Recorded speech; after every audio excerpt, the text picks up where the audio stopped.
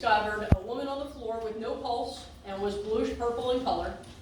And officers Gonzalez, Becha, and Garcia moved the patient to a location where they could begin to work on saving her. Officer Gonzalez began to resuscitate the patient while Officer Becha prepared to administer a dose of Narcan.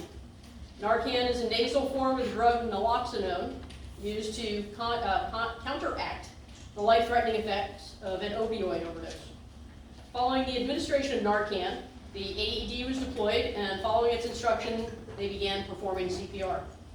After 2 cycles of compressions and rescue breaths, they checked the patient's pulse, which returned, and there was a steady rise and fall of the patient's chest, indicating normal respirations had returned and the skin tone had become pink.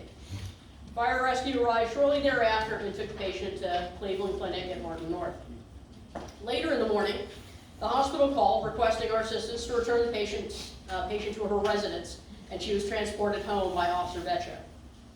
These officers' exemplary response and recognition of a life-threatening condition caused them to provide the care necessary to restore life.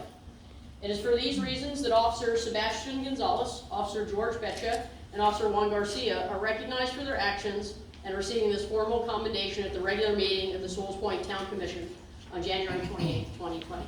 Unfortunately, Officer Garcia couldn't be with us this evening, but he'll be receiving his commendation as well. So congratulations, gentlemen.